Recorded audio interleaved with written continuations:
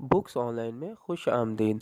Subscribe कीजिए और bell icon पर क्लिक करके हमारे चैनल के लेटेस्ट नोटिफिकेशंस को ऑन कीजिए।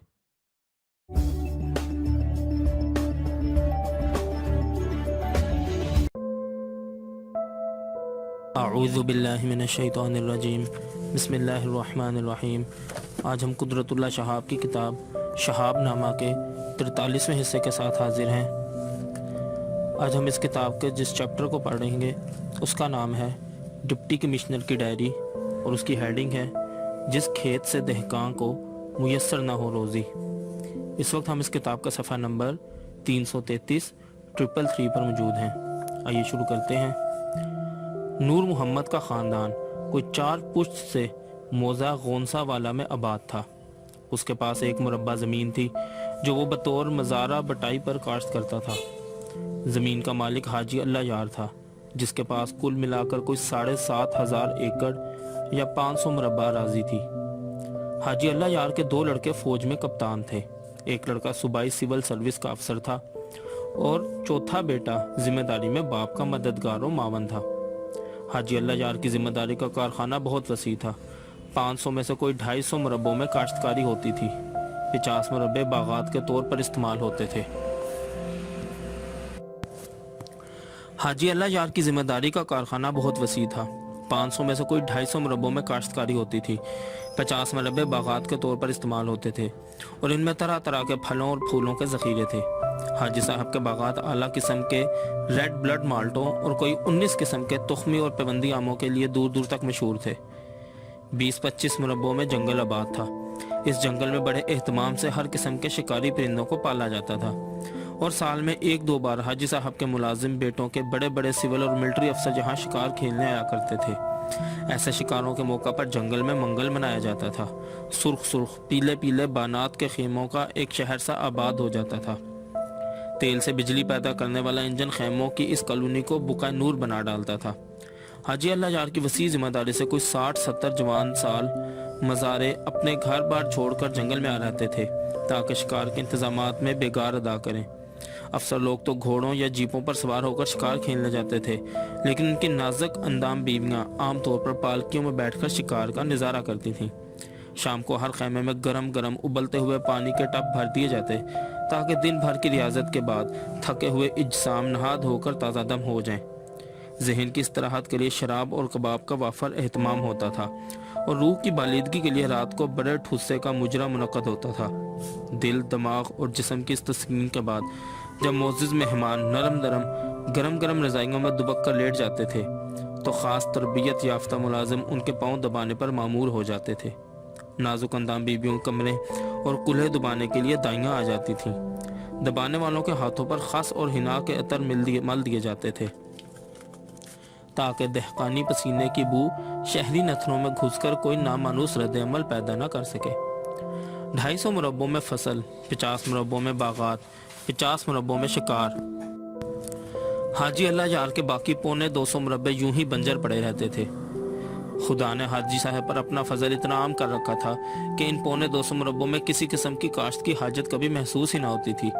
लेकिन हाजी साहब अपनी बंजर ज़मीन की एक एक बालिश की हिफाजत भी इसी तंदही से करते थे जिस तरह अपने फलदार बागों और दरख्तों की।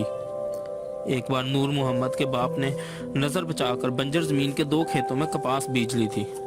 इस साल इसे कुछ कपड़े की ज़रूरत थी क्योंकि इसकी बड़ी लड़की का जहेज़ तैयार होना था। जब हाजी अल्लाह यार को इसकी चोरी और सीना जोरी का इल्म हुआ तो उन्होंने खड़े खड़े इस फसल को आग लगवा दी और चाबक मार मार कर नूर मोहम्मद की खाल उधेड़ दी। इस मार धाड़ में अचानक उनकी नज़र जहेज़ वाली बड़ी लड़की पर भी पड़ गई। फूल सी खिली हुई जवानी, मस्ताना निगाहें, गुदरा गुदरा जिस्म। वो तो खैरियत हुई कि हुस्न के इस उमड़ते हुए सैलाब में उनका गुस्सा धीमा पड़ गया, वरना वो नूर मोहम्मद को ज़मीन से बेदखल करके ही दम लेते। ये उस ज़माने की बात है जबकि चौधरी अल्लाह यार ने भी हज नहीं किया था। साल भर की मेहनत मुशक्क़त के बाद नूर मोहम्मद मज़ारा और उसके 3 जवान बेटे फसल तैयार करके गंदम और चने की ढेरियाँ बना लेते हैं। एक ढेरी में 8-8 मन गल्ला होता है। ये ढेरियाँ मालिक और मज़ारे का मुश्तरका खाता होता है। यूँ तो बटाई की शरह निस्फ़न निस्फ़ है, लेकिन تقسیم سے پہلے ان ڈھیریوں میں سے ذمہ دار کچھ جائز اور کچھ ناجائز حقوق کو مالکانہ وصول کر لیتا ہے۔ سال ہر سال سے یہ جزیہ قانونی حیثیت اختیار کر چکا ہے۔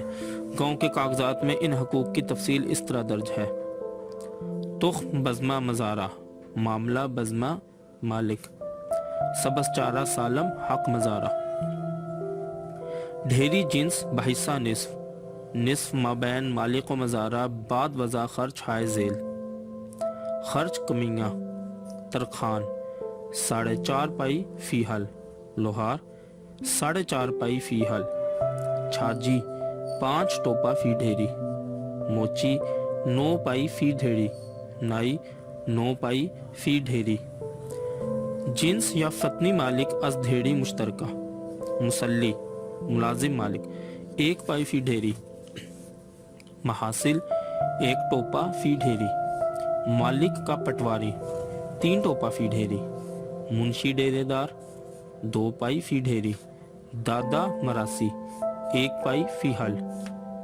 جگہ 1 ٹوپا فی ڈھیری، دھواں دار برائے تقیہ فقیرہ 1 پائی فی ڈھیری، رسول ارواحی 1 ٹوپا فی ڈھیری، خرچ گھوڑا کاہیاں سٹیاں 1 گڈ یا 2 پائی گندم فی ڈھیری، ملبہ برائے خرچ در ڈاک بنگلہ برائے افسران دورہ گشتی 2 پائی فی ڈھیری، دیگر مراعات جو مالک مزارے سے لیتا ہے: مالک کی شادی یا موت پر 1 بھیڑ یا بکری یا گائے، پہاڑوں یا مچھنڈر، مزارے کی شادی پر مالک کے ملازم کے لیے 1 روپیہ، بصورت بیماری یا مہمان جتنے مرغ مالک کہلا بھیجے، حسب خواہش و پسند، لیاری یعنی دودھ دینے والی گائے یا بھینس دودھ کے عرصے تک، اچھا بیل معمولی عوضانہ پر، گاہ کے موقع پر 1 جوڑا بیل و آدمی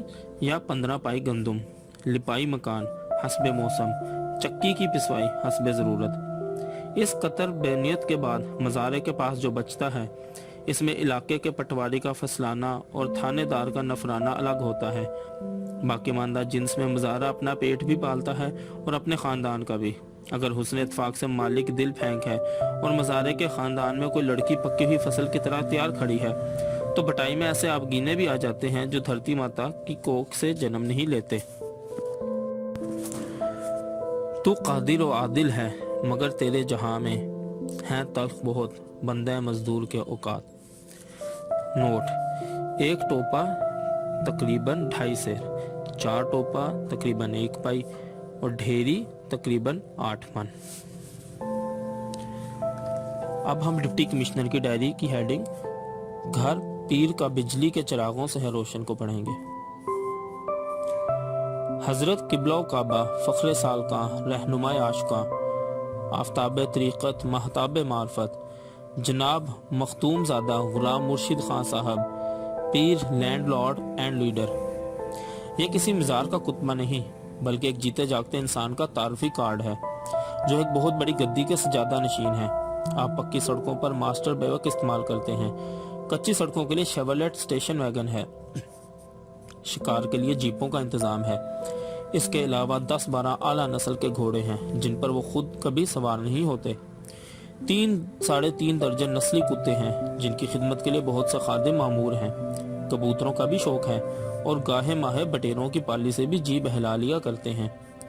درگاہ شریف پر درویشانہ ٹھاٹ ہیں لیکن مریدوں کی سہولت کے لیے کئی بڑے بڑے شہروں میں جدید طرز کی کوٹھیاں بنا رکھی ہیں۔ گدی کے نام پر 2000 ایکڑ اراضی وقف ہے۔ یوں بھی سال بھر میں مریدان باصفا سے 1.5 لاکھ روپے نذرانہ وصول ہو جاتا ہے۔ صوفیہ کرام کا مسلک ہے کہ دنیاوی مال و متاع کا اجتماع راہ سلوک کا رہزن ہوتا ہے، چنانچہ اپنے ایمان کی سلامتی کے لیے سجادہ نشین صاحب روپیہ پیسہ جمع کرنے کی خطا نہیں کرتے اور ہر سال درگاہ شریف کی ساری آمدنی بڑے سلیقے سے ٹھکانے لگاتے رہتے ہیں۔ گرمیوں میں مری، کوئٹہ، ایبٹ آباد اور سردیوں میں لاہور، پشاور اور کراچی کے شہروں کو فیض پہنچایا جاتا ہے۔ سالانہ عرس کے موقع پر گاؤں کے لوگ روحانی ثواب حاصل کرتے ہیں اور اس طرح سجادہ نشین صاحب سارا سال اپنے مریدین کی خاطر دینی اور دنیاوی مجاہدوں میں منہمک رہتے ہیں۔ سالانہ عرس شریف کا آخری دن ہے۔ महफिल समा के लिए धूमधाम का एहतमाम है। ऊद, लोबान और अगरबत्तियां सुलग रही हैं। गुलाब पाश सजे हुए हैं। मुश्क काफूर की महक फिजा में रची हुई है।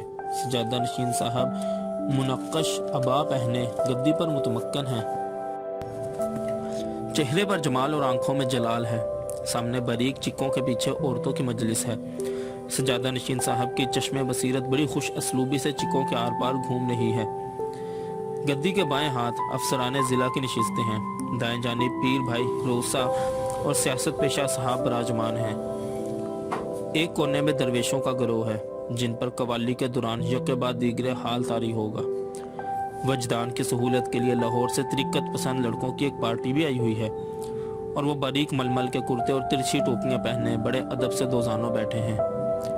इन सब के दरमियान कवालों की चौकड़ी अपना साजो सामान तैयार किए मुस्तैद बैठी है, और पीछे हद निगाह तक ज़ायरीन का इज्तिमा है।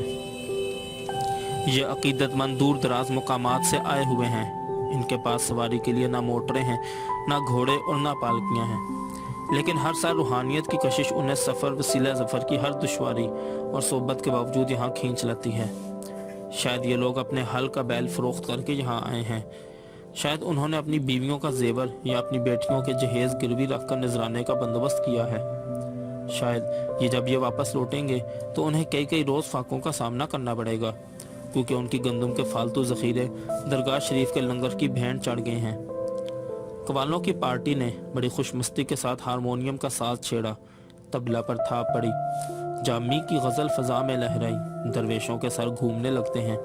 तरीक़त पसंद लड़के बैठे ही बैठे बड़ी अदा से कमरे मटकाते हैं। सजादा नशीन साहब का मोरछल तुर्रा भी जंबिश में आ जाता है, जैसे बीन की आवाज़ पर सांप का फन लहरा रहा हो। एक एक बोल, एक एक तार पर रूहें बेइख्तियार फड़कती हैं। अफसर लोग अपने वकार की बंदिशों से मजबूर होकर कभी कभी महज सर हिला देने पर इक्तफा करते हैं। सियासत पेशा साहब भी अपने मनसब की रायत से सर की जगह चोरी चोरी पाँव हिलाते हैं। देहाती अकीदतमंदों का हजूम, जो अक्सर फ़ारसी ज़बान से बेबहरा है, ना सर हिलाता है ना पाँव, लेकिन पीर भाई दरवेश और तरीक़त पसंद लोंडे आपे से बाहर हो रहे हैं। वो बेख्तियार गर्दनें मटकाते हैं, सजदों में गिरते हैं, घुटनों के बल खड़े हो होकर हाथों की नर्द के साथ रागनियों की तान पर झूमते हैं। और जब कवालों के गले खूब गरमा जाते हैं तो कई एक दरवेश हु हक का नारा लगाकर मैदान में कूद पड़ते हैं। एक साहब अपनी सफ़ेद दाढ़ी को मुट्ठियों में भेंचकर वालहाना रक्स कर रहे हैं। दरवेश एक दूसरे के गले से लिपटे रमूज बेखुदी के राजो न्याज में मशगूल हैं, और बार बार तिरछी टोपियों वाले लड़कों के पास जा जाकर पछाड़े खाते हैं, जो इनकी वारफ्तगी को सहारा देने के लिए ख़ास तौर पर लाहौर से मदऊ किए गए हैं। सारी महफिल मोदबाना खड़ी हो जाती है। अकीदतमंद झुक झुक कर दोनों हाथों पर एक एक, दो दो, 5-5 रुपए रखकर सजादा नशीन के हजूर में पेश करते हैं, जो उन्हें छू छू कर कवालों के हवाले कर देते हैं। एक तालिब इल्म ने अपना फाउंटेन पेन नज़र किया। एक साहिब दिल ने अपना कोट उतार कर फेंक दिया। एक किसान जो के सत्तुओं की पोटली पेश करता है, जिसे गालबन वो ज़ादे राह के तौर पर अपने साथ लाया था। जामी, हाफिज, खुसरू, इकबाल, बुल्ले शाह, ख्वाजा फरीद। रात के 1:30 बजे जब महफिल समा बर्खास्त होती है तो सजादा नशीन साहब बड़े इखलाक से अपने दाएं बाएं बैठे हुए अफसरों और रईसों को इस खैमे में चलने की दावत देते हैं, जो दरगाह शरीफ से कुछ हटकर एक हवेली के सहन में नस्ब किया गया है। इस खैमे में मुकर्रबीन ख़ास के अलावा और किसी का गुजर मुमकिन नहीं। राह सलूक में यह खैमा इस मुकाम पर वाक़या है जिसके मुतल्लिक कहा गया है कि जलते हैं जिब्राइल के पर जिस मुकाम पर, क्योंकि इस खैमे में लाहौर, मुल्तान और लायलपुर की नामे गिरामी गाने और मुजरा करने वाली फनकारें उतरी हुई हैं। कवाली खुदा और मुरीदों को खुश करने का ज़रिया थी। फनकारों का मुजरा अफसरों और रईसों की खुशनुदी के लिए मुनक्कद होता है। दीन और दुनिया के इस इम्तिजाज में सजादा नशीन के लिए बहुत बड़ी बरक़ात का नज़ूल मुज़मर है। मुजरे वाले खैमा में पहुंचकर सजादा नशीन साहब अपनी ज़रकार कुबा उतार देते हैं और लहराते हुए तुले वाली सब्ज़ पगड़ी भी खादिम ख़ास के हवाले कर देते हैं। खादिम इस दस्तार फजीलत को चांदी की तश्तरी में रखकर बाहर ले जाता है। खुदा जाने अब यह पगड़ी कहाँ जाएगी। शायद ये पगड़ी नबी बख्श लोहार के घर चली जाए, जिसकी बेटी ने अभी अभी अपनी उम्र का 16वां साल पूरा किया है। شاید یہ پگڑی روشن دن معمار کے گھر پہنچ جائے جس کی جمیلہ پر شباب کے پھول تازہ تازہ کھلے ہیں۔ شاید یہ پگڑی بڑی عصمت اور وقار والی پگڑی ہے۔ اس پگڑی میں اولیاء کرام کی وراثت پارینہ محفوظ ہے۔ اس پگڑی کے ساتھ بزرگی، عظمت اور معرفت کی روایات صادقہ وابستہ ہیں۔ اس پگڑی کے سہارے اوتاد اور ابدال اور اقطاب عرش منیر کے کنگنوں تک پہنچتے رہے ہیں۔ اس پگڑی کی سلوٹوں سے فیض کے چشمے بہتے آئے ہیں۔ صدیوں سے بندگان خاص و عام کو یہ پگڑی انوار و تجلیات و مشاہدات سے سرفراز کرتی رہی ہے۔ یہ بڑی مرادوں والی پگڑی ہے۔ اس پر ایجاب و قبول کے سب دروازے واں ہیں۔ یہ پگڑی خدا کی بارگاہ سے بھی خالی نہیں لوٹتی، لیکن جب یہی سحر کار دستار کسی نبی بخش لوہار یا روشن دن معمار یا چراغ علی کسان کے گھر اچانک جا پہنچتی ہے تو پیاری پیاری نازک نازک معصوم جوانیاں سہم کر مرجھا جاتی ہیں۔ خادم خاص پگڑی اٹھائے گھر کا ایک چکر لگاتا ہے اور اسی طرح خاموش واپس لوٹ آتا ہے، لیکن یہ خاموشی چیخ چیخ کر اعلان کرتی ہے کہ اے گھر والو، مبارک ہو، تمہاری بہو یا بیٹی پر حضرت قبلہ و کعبہ فخر سالکاں، رہنمائے عاشقاں، آفتاب طریقت، ماہتاب معرفت کی نظر انتخاب پڑ گئی ہے۔ اب اگر تم چاہتے ہو کہ تمہارے نصیبوں پر رحمت خداوندی کا سایہ قائم رہے، تمہاری کھیتیاں سرسبز لہراتی رہیں، تمہارے جھونپڑوں کو آگ نہ لگے، تمہارے مویشی گم نہ ہوں، تمہارے دالان میں ہتھکڑیاں نہ جھنجھنائیں اور جیل خانوں کے دروازے تم پر اچانک وا نہ ہوں، تو بررضا و رغبت مالک ہمارے گھر پگڑی آ گئی ہے، خدا کے لیے مجھے بچاؤ، از طرف سکینہ دختر غلام محمد رجبانہ۔ یہ مختصر سا خط مجھے ایک روز ڈاک میں ملا۔ میں نے اسے ایک بار پڑھا، 2 بار پڑھا، لیکن کوئی بات سمجھ میں نہ آئی۔ کراچی میں جو پگڑی رائج تھی اس کا تعلق دکانوں یا مکانوں سے ہوتا تھا، لیکن پگڑی کا یہ نیا روپ میری سمجھ سے بالا تر تھا۔ میں نے پولیس والوں اور مجسٹریٹوں سے پوچھا، وکیل صاحبان سے دریافت کیا، لیکن یہ انوکھی گتھی کسی سے حل نہ ہو سکی۔ معاملے کی تہہ تک پہنچنے کے لیے ہم نے اسی رات اچانک سکینہ کے گھر پر چھاپا مارا۔ سکینہ تو بچ گئی، لیکن افسوس کہ وہ پگڑی ہمارے ہاتھ نہ آ سکی، جس کی ایک ایک سلوٹ میں ریاکاری اور سیاہ کاری کے سانپ لہرا رہے تھے۔ District board. جمہوری راج کی برکتوں میں سب سے افضل برکتیں ڈسٹرکٹ بورڈ اور میونسپل کمیٹیاں ہیں۔ میرے ضلع میں خدا کے فضل سے ایک ڈسٹرکٹ بورڈ اور 3 میونسپل کمیٹیاں ہیں۔ ڈسٹرکٹ بورڈ کو میں نے خاص طور پر روشن ضمیر اور فرض شناس پایا ہے۔ ایک اوورسیئر صاحب تھے جو 10-12 سال سے لگاتار دونوں ہاتھوں سے رشوت کھا رہے تھے۔ ایک روز اچانک ڈسٹرکٹ بورڈ کے ضمیر نے انگڑائی لی اور قوم کا اخلاق درست کرنے کے لیے اوورسیئر صاحب کو معطل کر دیا گیا۔ معلوم نہیں معطلی کے ایام میں اوورسیئر صاحب نے کن کن فقیری وظائف اور اوراد کا عمل کیا کہ رفتہ رفتہ ڈسٹرکٹ بورڈ کو احساس ہونے لگا کہ رشوت بے شک بری بات ہے، لیکن اوورسیئر بھی تو آخر بال بچوں والا آدمی ہے۔ اگر وہ ملازمت سے برطرف ہو گیا تو اس کے اہل و عیال کا کیا بنے گا؟ چنانچہ تجویز یہ ٹھہری کہ نہ صرف اوورسیئر کو بحال کیا جائے بلکہ اس کے منصب میں بھی خاطر خواہ ترقی کر دی جائے۔ یہ تجویز بورڈ کی میٹنگ میں منظوری کے لیے پیش ہوئی۔ میٹنگ کی کارروائی قرآن خوانی اور دعائے مغفرت سے شروع ہوا کرتی تھی تاکہ خدا بورڈ کو نیک اور صالح اعمال کی توفیق عطا فرمائے۔ آمین ثم آمین۔ لیکن اس روز سب نے اتفاق رائے سے یہ فیصلہ کیا کہ اوورسیئر کا معاملہ قرآن خوانی سے پہلے طے کر لینا چاہیے۔ چنانچہ ایسا ہی ہوا۔ خدا مسبوب الاسباب ہے اور ہر آزمائش میں اپنے منتخب بندوں کا ایمان سلامت رکھتا ہے۔ ایک دفعہ میں ایک طویل دورے سے واپس آ رہا تھا۔ ایک پرفضا مقام پر ڈسٹرکٹ بورڈ کا ڈاک بنگلہ نظر آیا۔ جی چاہا کہ گھنٹہ 2 گھنٹہ یہاں قیام کیا جائے۔ ڈاک بنگلہ کھلا تھا۔ اندر گیا تو دیکھا کہ چھت غائب ہے۔ پہلے خیال آیا کہ شاید یہ اوپن ایئر تھیٹر کی طرح اوپن ایئر ڈاک بنگلہ ہو، لیکن چوکیدار نے بڑی خندہ پیشانی سے وضاحت کی کہ دراصل یہ 1950 کے سیلاب کا نتیجہ ہے۔ میں نے پوچھا کہ بھائی سیلاب تو زمین پر آیا تھا لیکن چھت آسمان سے کیوں کر گر پڑی؟ چوکیدار نے سادہ لوہی سے جواب دیا کہ صاحب اس میں بھی اللہ کی حکمت ہوگی۔ اس ڈاک بنگلہ میں چینی کی چند پرچ پیالیاں اور کچھ رکابیاں بھی موجود تھیں۔ ان سب کے پشت پر انگریزی میں درج تھا جانسن اینڈ جانسن لنڈن 1854۔ چینی کے بنائے ہوئے یہ ظروف 100 برس پرانے، لیکن ہماری تعمیر کی ہوئی ڈاک بنگلہ کی چھت سیلاب کے ایک ہی ریلے سے بہہ کر گر گئی تھی۔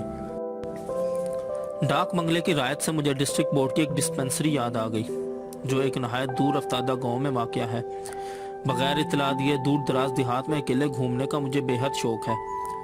اس طرح ایک انسان کی آنکھ ان نظاروں کا مشاہدہ کرتی ہے جو ڈپٹی کمشنر کی آنکھ کو نصیب نہیں ہوتا۔ ان دو آنکھوں میں بڑا عجیب و غریب فرق ہے۔ انسان کی آنکھ سب کچھ دیکھتی ہے اور ڈپٹی کمشنر کی آنکھ فقط وہی دیکھنے کی عادی ہو جاتی ہے جو اسے دکھایا جائے۔ اس کے علاوہ انسان کی آنکھ عموماً سیدھی ہوتی ہے اور ڈپٹی کمشنر کی آنکھ اپنے ٹیڑھے ترچھے زاویوں کی وجہ سے کسی قدر بھینگی ہو جاتی ہے۔ خیر، اس دور افتادہ گاؤں میں مجھے ایک استبل نظر آیا جو دراصل وہاں کا ہسپتال تھا۔ ڈاکٹر صاحب دھوتی اور بنیان پہنے کرسی پر اکڑوں بیٹھتے تھے اور اپنے گھٹنوں پر پرچیاں رکھے نسخے لکھ لکھ کر مریضوں کو دے رہے تھے جنہوں نے کرسی کے چاروں طرف گھیرا ڈالا ہوا تھا۔ کیا مرض ہے؟ ڈاکٹر صاحب ہر مریض سے سوال کرتے تھے۔ مریض اپنی بساط کے مطابق اپنے مرض کی خود تشخیص کرتا تھا اور ڈاکٹر صاحب بڑی صورت سے نسخہ لکھ کر اس کے حوالے کر دیتے تھے۔ غالباً یہ نسخہ تعویذ کے طور پر استعمال ہوتا تھا کیونکہ مریض نسخہ لے کر بغیر کوئی دوا مانگے وہاں سے چلا جاتا تھا۔ میری خاکی پتلون اور سفید بش شرٹ کے لحاظ سے ڈاکٹر صاحب نے مجھے اپنے سامنے ایک بنچ پر بٹھا لیا جس پر ان کا حقہ اور پاندان پڑا تھا۔ انہوں نے کئی بار مجھے دوسرے مریضوں پر ترجیح دینے کی کوشش کی لیکن میں نے جواب دیا کہ میری تکلیف ذرا پیچیدہ قسم کی ہے، اس لیے میں سب سے آخر میں اپنا حال بیان کروں گا۔ جب مریضوں کا ہجوم ختم ہو گیا تو ڈاکٹر صاحب بڑی خیر سے گالی سے میری طرف متوجہ ہوئے۔ میں نے نہایت سنجیدگی سے اپنا تکلیف بیان کی۔ ڈاکٹر صاحب، میں نے کہا، میرے دماغ میں کچھ خلل واقع ہو گیا ہے۔ مجھے بیٹھے بیٹھے وہم ہونے لگتا ہے کہ میں ضلع جھانگ کا ڈپٹی کمشنر لگ گیا ہوں۔ ڈاکٹر صاحب نے بڑی پھرتی سے اپنی ٹانگیں کرسی سے نیچے اتار لی اور اینک کے خول کے اوپر سے مجھے بڑے غور سے گھورا۔ جب انہیں اچھی طرح اطمینان ہو گیا کہ میری تراش خراش اور وضع قطع میں ڈپٹی کمشنری کی کوئی علامت موجود نہیں ہے تو وہ پھر کرسی پر اکڑوں بیٹھ گئے اور ایک کاغذ گھٹنے پر رکھ کر غالباً نسخہ لکھنے میں مشغول ہو گئے۔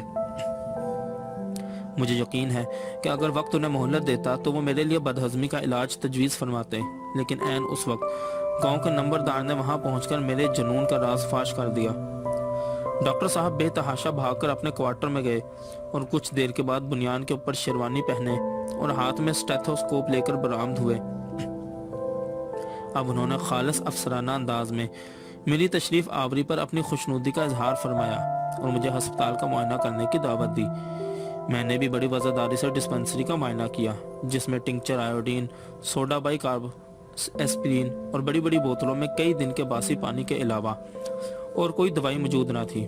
ڈاکٹر صاحب نے فرمایا کہ ڈسٹرکٹ بورڈ میں ہسپتال کا بجٹ تو باقاعدگی کے ساتھ سال کے شروع میں منظور ہو جاتا ہے، لیکن دوائیوں کا سٹاک اکثر سال کے اخیر میں یا بعض اوقات اگلے سال موصول ہوتا ہے۔ ڈاکٹر صاحب کو یقین تھا کہ اس تاخیر کا ہسپتال کی حل دل عزیزی یا افادیت پر ہرگز کوئی برا اثر نہیں پڑتا تھا، کیونکہ دوائیاں موجود ہوں یا نہ ہوں مریض بہرحال آتے ہی رہتے تھے۔ اور پھر ڈاکٹر صاحب نے اپنے رجسٹر کے اعداد و شمار سے مجھے یہ خوشخبری بھی سنائی کہ متواتر کئی برسوں سے مریضوں کی تعداد میں خاطر خواہ اضافہ ہو رہا ہے۔ ڈاکٹر صاحب اس مقام پر پورے 9 برس سے مسیحائی فرما رہے تھے۔ انہیں فخر تھا کہ اس دوران ملیریا کے مریضوں میں 75%، پیچش کے مریضوں میں 50% اور خارش کے امراض میں 45% کا اضافہ ہو گیا تھا۔ ڈسپنسری کا آخری معائنہ 1931 میں ہوا تھا۔ ڈاکٹر صاحب نے مجھے ہسپتال کا انڈور وارڈ بھی دکھایا جس میں غالباً ان کی بھینس باندھی جاتی تھی، کیونکہ ایک کونے میں تازہ گوبر کے نشان تھے جسے ابھی ابھی صاف کیا گیا تھا۔ معائنے کے بعد ڈاکٹر صاحب نے مجھے وزٹر بک پیش کی کہ میں اس میں اپنی رائے کا اظہار کروں۔ میں نے فی البدیہہ عرض کیا، دنیائے طب میں یہ ہسپتال سنگ میل کی حیثیت رکھتا ہے۔ یہاں پر دوائیوں کی جگہ نسخوں سے علاج کیا جاتا ہے اور مریضوں کی تعداد روز افزوں ترقی پر ہے۔ ہسپتال میں داخل ہونے والے مریضوں کے لیے بھینس کے خالص دودھ کا خاطر خواہ انتظام ہے، کیونکہ وارڈ میں بھینس باندھنے کا بھی اچھا بندوبست ہے۔ گوبر بھی وقت پر اٹھایا جاتا ہے اور مکھیوں کی آمد و رفت پر کوئی خاص پابندی عائد نہیں ہے۔ چند ماہ بعد جب میں دوبارہ اسی ڈسپنسری کو دیکھنے گیا تو وارڈ میں ڈاکٹر صاحب کی بھینس تو بدستور بندھی ہوئی تھی، لیکن وزٹر بک کے جس فرق پر میرے پہلے معائنے کی رائے درج تھی وہ غائب تھا۔ علی بخش۔ ایک روز میں کسی کام سے لاہور گیا ہوا تھا۔ وہاں پر ایک جگہ خواجہ عبدالرحیم صاحب سے ملاقات ہو گئی۔ باتوں باتوں میں انہوں نے بتایا کہ علامہ اقبال کے درینہ وفادار ملازم علی بخش کو حکومت نے اس کی خدمات کے سلسلے میں لائل پور میں 1 مربع زمین عطا کی ہے۔ وہ بیچارہ کئی چکر لگا چکا ہے لیکن اسے قبضہ نہیں ملتا کیونکہ کچھ شریر لوگ اس پر ناجائز طور پر قابض ہیں۔ خواجہ صاحب نے فرمایا، جھنگ لائل پور کے بالکل قریب ہے، کیا تم علی بخش کی کچھ مدد نہیں کر سکتے؟ میں نے فوراً جواب دیا، میں آج ہی سے اپنی موٹر کار میں جھنگ لے جاؤں گا اور کسی نہ کسی طرح اس کو زمین کا قبضہ دلوا کے چھوڑوں گا۔ خواجہ صاحب مجھے جاوید منزل لے گئے اور علی بخش سے میرا تعارف کراتے ہوئے کہا، یہ جھنگ کے ڈپٹی کمشنر ہیں، تم فوراً تیار ہو کر ان کے ساتھ گاڑی میں بیٹھ جاؤ، یہ بہت جلد تمہاری زمین کا قبضہ دلوا دیں گے۔ علی بخش کسی قدر ہچکچایا اور بولا، سوچئے تو صحیح، میں زمین کا قبضہ لینے کے لیے کب تک مارا مارا پھروں گا؟ قبضہ نہیں ملتا تو کھائے کڑی، لاہور سے جاتا ہوں تو جاوید کا نقصان ہوتا ہے، جاوید بھی کیا کہے گا کہ بابا کن جھگڑوں میں پڑ گیا۔ لیکن خواجہ صاحب کے اصرار پر وہ میرے ساتھ 1 آدھ روز کے لیے جھنگ چلنے پر آمادہ ہو جاتا ہے۔ جب وہ میرے ساتھ کار میں بیٹھ جاتا ہے تو غالباً اس کے دل میں سب سے بڑا وہم یہ ہے کہ شاید اب میں بھی بہت سے دوسرے لوگوں کی طرح علامہ اقبال کی باتیں پوچھ پوچھ کر اس کا سر کھپاؤں گا۔ لیکن میں نے بھی عزم کر رکھا تھا کہ میں خود علی بخش سے حضرت علامہ کے بارے میں کوئی سوال نہیں کروں گا۔ اگر واقعی وہ علی بخش کی زندگی کا ایک جز ہیں تو یہ جوہر خود بخود عشق اور مشق کی طرح ظاہر ہو کے رہے گا۔ میری توقع پوری ہوتی ہے اور تھوڑی سی پریشان کن خاموشی کے بعد علی بخش مجھے یوں گھورنے لگتا ہے کہ یہ عجیب شخص ہے جو ڈاکٹر صاحب کی کوئی بات نہیں کرتا۔ آخر اس سے رہا نہ گیا اور ایک سینما کے سامنے بھیڑ بھاڑ دیکھ کر وہ بڑبڑانے لگا، مسجدوں کے سامنے تو کبھی ایسا رش نظر نہیں آتا، ڈاکٹر صاحب بھی یہی کہا کرتے تھے۔ ایک جگہ میں پان خریدنے کے لیے رکتا ہوں تو علی بخش بے ساختہ کہہ اٹھتا ہے، ڈاکٹر صاحب کو پان پسند نہیں تھے۔ پھر شاید میری دلجوئی کے لیے وہ مسکرا کر کہتا ہے، ہاں حقہ خوب پیتے تھے، اپنا اپنا شوق ہے، پان کا ہو یا حقے کا۔ شیخو پورا سے گزرتے ہوئے علی بخش کو یاد آتا ہے کہ ڈاکٹر صاحب ایک بار یہاں بھی آئے تھے۔ یہاں پر ایک مسلمان تحصیلدار تھے جو ڈاکٹر صاحب کے پکے مرید تھے، انہوں نے دعوت دی تھی۔ ڈاکٹر صاحب کو پلاؤ اور سیخ کباب بہت پسند تھے، آموں کا بھی بڑا شوق تھا۔ وفات سے کچھ 6 برس پہلے جب ان کا گلا پہلی بار بیٹھا تو کھانا پینا بہت کم ہو گیا۔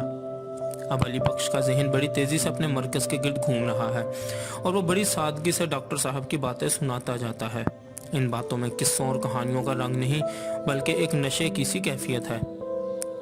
جب تاج علی بخش کا نشہ پورا نہیں ہوتا غالباً اسے ذہنی اور روحانی تسکین نہیں ملتی۔ صاحب، جب ڈاکٹر صاحب نے دم دیا ہے میں ان کے بالکل قریب تھا۔ صبح سویرے میں نے انہیں فروٹ سالٹ پلایا اور کہا کہ اب آپ کی طبیعت بحال ہو جائے گی، لیکن عین 5:10 پر ان کی آنکھوں میں ایک تیز تیز نیلی نیلی سی چمک آئی اور زبان سے اللہ ہی اللہ نکلا۔ میں نے جلدی سے ان کا سر اٹھا کر اپنے سینے پر رکھ لیا اور انہیں جھنجھوڑنے لگا، لیکن وہ رخصت ہو گئے تھے۔ کچھ عرصہ خاموشی طاری رہتی ہے، پھر علی بخش کا موڈ بدلنے کے لیے میں بھی اس سے ایک سوال کر ہی بیٹھتا ہوں، حاجی صاحب، کیا آپ کو ڈاکٹر صاحب کے کچھ شعر یاد ہیں؟ علی بخش ہنس کر ٹالتا ہے، میں تو ان پڑھ جاہل ہوں، مجھے ان باتوں کی بھلا کیا عقل، میں نہیں مانتا۔ میں نے اصرار کیا، آپ کو ضرور کچھ یاد ہوگا۔ کبھی اے حقیقت منتجر والا کچھ یاد ہے۔ ڈاکٹر صاحب اس کو خود بھی بہت گنگنایا کرتے تھے۔ ڈاکٹر صاحب عام طور پر مجھے اپنے کمرے کے بالکل نزدیک سلایا کرتے تھے۔ رات کو وہ 2-2:30 بجے دبے پاؤں اٹھتے تھے اور وضو کر کے جا نماز پر جا بیٹھتے تھے۔ نماز پڑھ کر وہ دیر تک سجدے میں پڑے رہتے تھے، فارغ ہو کر بستر پر آ لیٹتے تھے۔ میں حقہ تازہ کر کے لا رکھتا تھا، کبھی 1 کبھی 2 کش لگاتے تھے، کبھی آنکھ لگ جاتی تھی، بس صبح تک کسی طرح کروٹیں بدلتے رہتے تھے۔ میرا ڈرائیور احتراماً علی بخش کو سگریٹ پیش کرتا ہے، لیکن وہ غالباً حجاب میں آ کر اسے قبول نہیں کرتا۔ ڈاکٹر صاحب میں ایک عجیب بات تھی، کبھی کبھی رات کو سوتے سوتے انہیں ایک جھٹکا سا لگتا تھا اور وہ مجھے آواز دیتے تھے۔ انہوں نے مجھے ہدایت کر رکھی تھی کہ ایسے موقع پر میں فوراً ان کی گردن کی پچھلی رگوں اور پٹھوں کو زور زور سے دبایا کروں۔ تھوڑی دیر کے بعد وہ کہتے تھے بس، اور میں دبانا چھوڑ دیتا تھا۔ اسی وجہ سے وہ مجھے اپنے نزدیک سلایا کرتے تھے۔ ہر چند میرا دل چاہتا ہے کہ میں علی بخش سے اس واردات کے متعلق کچھ مزید استفسار کروں، لیکن میں اس کے ذہنی ربط کو توڑنے سے ڈرتا ہوں۔ ڈاکٹر صاحب بڑے درویش آدمی تھے، گھر کے خرچ کا حساب کتاب میرے پاس رہتا تھا۔ میں بھی بڑی کفایت سے کام لیتا تھا۔ ان کا پیسہ ضائع کرنے سے مجھے بڑی تکلیف ہوتی تھی۔ اکثر اوقات ریل کے سفر کے دوران میں کئی اسٹیشن بھوکا رہتا تھا، کیونکہ وہاں روٹی مہنگی ملتی تھی۔ لیکن ڈاکٹر صاحب ناراض ہو جاتے تھے، کہا کرتے تھے، علی بخش، انسان کو ہمیشہ وقت کی ضرورت کے مطابق چلنا چاہیے، خواہ مخواہ ایسے ہی بھوکے نہ رہا کرو۔ اب اسی مربے کے ٹنڈنے کو دیکھ لیجئے۔ لائل پور کے ڈپٹی کمشنر صاحب، مال افسر صاحب اور سارا عملہ میری بڑی او بھگت کرتے ہیں، بڑے اخلاق سے مجھے اپنے برابر کرسی پر بٹھاتے ہیں۔ ایک روز بازار میں ایک پولیس انسپکٹر نے مجھے پہچان لیا اور مجھے گلے لگا کر دیر تک روتا رہا۔ یہ ساری عزت ڈاکٹر صاحب کی برکت سے ہے۔ مربے کی بھاگ دوڑ میں میرے سر کچھ قرضہ بھی چڑھ گیا ہے، لیکن میں اس کام کے لیے بار بار لاہور کیسے چھوڑوں؟ جاوید کا نقصان ہوتا ہے۔ سنا ہے اپریل میں جاوید چند مہینوں کے لیے ولایت سے لاہور آئے گا۔ جب وہ چھوٹا سا تھا، ہر وقت میرے ساتھ رہتا تھا۔ اللہ کے کرم سے بڑا ہوشیار ہو گیا ہے۔ جب اس کی والدہ کا انتقال ہوا تو وہ اور منیرہ بی بی بہت کم عمر تھے۔ ڈاکٹر صاحب نے نرس کے لیے اشتہار دیا، بے شمار جواب آئے۔ ایک بی بی نے تو یہ لکھ دیا کہ وہ ڈاکٹر صاحب کے ساتھ شادی کرنے کے لیے بھی تیار ہے۔ ڈاکٹر صاحب کسی قدر پریشان ہوئے اور کہنے لگے، علی بخش، دیکھو تو صحیح اس خاتون نے کیا لکھا ہے۔ میں بوڑھا آدمی ہوں، اب شادی کیا کروں گا؟ لیکن پھر علی گڑھ سے ایک جرمن لیڈی آ گئی۔ علی بخش کا تخیل بڑی تیز رفتاری سے ماضی کے دھندلکوں میں پرواز کر رہا ہے۔ زندگی کے ہر موڑ پر اسے اپنے ڈاکٹر صاحب یا جاوید یا منیرہ بی بی کی کوئی نہ کوئی خوشگوار یاد آتی رہتی ہے۔ جھنگ پہنچ کر میں اسے ایک رات اپنے ہاں رکھتا ہوں، دوسری صبح اپنے ایک نہایت قابل اور فرض شناس مجسٹریٹ کپتان محبت خان کے سپرد کر دیتا ہوں۔ کپتان محبت خان علی بخش کو ایک نہایت مقدس تابوت کی طرح عقیدت سے چھو کر اپنے سینے سے لگا لیتا ہے اور اعلان کرتا ہے کہ وہ علی بخش کو آج ہی اپنے ساتھ لائل پور لے جائے گا اور اس کی زمین کا قبضہ دلا کر ہی واپس لوٹے گا۔ حد ہو گئی، اگر ہم یہ معمولی سا کام بھی نہیں کر سکتے تو ہم پر لعنت ہے۔ باقی انشاءاللہ اگلی ویڈیو میں۔ جزاک اللہ خیر۔